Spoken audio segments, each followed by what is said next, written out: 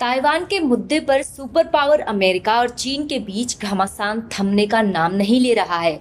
अब विश्व स्वास्थ्य संगठन में ताइवान की सदस्यता के मुद्दे पर फिर अमेरिका ने डब्ल्यूएचओ के साथ साथ चीन को खरी खरी सुनाई है। दरअसल 18 मई को कोरोना के मुद्दे पर विश्व स्वास्थ्य संगठन का 73वां सम्मेलन बुलाया गया था, लेकिन ताइवान की लाख कोशिशों के बावजूद उसे इस बैठक में हिस्सा लेने का न्योता नहीं दिया गया। ताइवान के विदेश मंत्री जोसेफ वू ने इस पर दुख जताया और कहा कि दुनिया एक बार फिर चीन के दबाव में झुक गई। ताइवान पिछले 2 महीनों से इस बैठक में हिस्सा लेने के लिए दुनिया भर के देशों में लॉबिंग कर रहा था। ताइवान ने भारत समेत दुनिया के कई देशों को मेडिकल सप्लाई दान की है और वह लगातार इन देशों से समर्थन की मांग कर रहा है। हालांकि अब जब हाल ही के सम्मेलन में हिस्सा लेने के लिए भी ताइवान को कोई न्योता नहीं मिला, ताइवान के विदेश मंत्रालय ने कल ट्वीट कर कहा, अब भी ताइवान को कोई न्योता नहीं। दुनिया से मिल रहे समर्थन को नजरअंदाज कर दिया गया। दुनिया को दी गई मेडिकल सहायता को नजरअंदाज कर दिया गया। ताइवान मॉडल को नजरअंदाज कर दिया गया। चीन की ओछी राजनीति अब भी स्पष्ट और मजबूत है, लेकिन हम कभी हार नहीं मानेंगे, कभी नहीं, कभी नहीं। इसके साथ ही ताइवान के विदेश मंत्री जोसेफ वू ने अपनी नाराजगी जाहिर करते हुए कहा, उनका देश डब्ल्यूएचओ में हिस्सा नहीं लेगा, लेकिन वो दूसरे देशों में चिकित्सा आपूर्ति जारी रखेगा और चीन के दोहरे व्यवहार का विरोध करेगा जो इस तरह के मंचों से उसे दूर रखता है।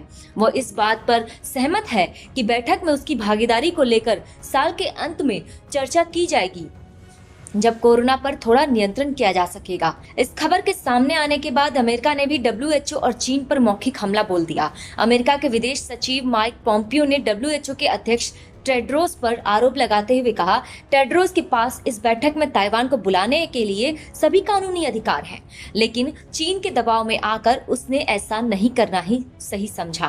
टेड्रोस की स्वतंत्रता के अभाव के कारण ताइवान दुनिया को अपना अनुभव साझा नहीं कर पा रहा है और इससे डब्ल्यूएचओ की विश्वसनीयता और ज्यादा कम होती जा रही है। बता दें कि कोरोना के समय में ताइवान को अति सक्रिय कूटनीति के कारण काफी अंतर्राष्ट्रीय समर्थन हासिल हुआ है।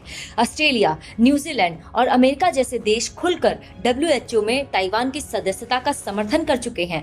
यहाँ तक कि कुछ दिनों पहले भारत भी ताइवान को सांकेतिक समर्थन दे चुका है। दरअसल हाल ही में भारत ने चीन के अवसरवादी निवेश को रोकने के लिए एफडीआई के नियमों में जो बदलाव किए थे, भारत सरकार ने वो बदलाव ताइवान पर लागू नहीं किए थे। इस प्रकार भारत ने पहली बार ताइवान के लिए वन चाइना पॉलिसी को कूड़े के ढेर में फेंक दिया था। ताइवान को मिल रहे इस अंतर्राष्ट्रीय समर्थन के बाद ताइवान को उम्मीद जगी थी कि अब ताइवान को डब्ल्यूएचओ में सीट मिल सकती है। इसी महीने ताइवान के विदेश मंत्री जोसेफ वू ने भारत सरकार से भी ताइवान का समर्थन करने का अनुरोध किया था। भारत को इसी महीने के अंत में डब्ल्यूएचओ के डिसीजन मेकिंग पैनल में बड़ा पद मिलने वाला है, जिसके बाद ताइवान को आशा है कि भारत डब्ल्यूएचओ में ताइवान की सदस्यता का समर्थन करेगा। ताइवान के विदेश मंत्री हार मानने को तैयार नहीं है और उन्होंने उम्मीद भी नहीं छोड़ी है। उन्हें पूरा भरोसा है कि इस साल के अंत में डब्ल्यूएचओ के सभी सदस्य देश दोबारा ताइवान की सदस्यता को लेकर चर्चा करेंगे।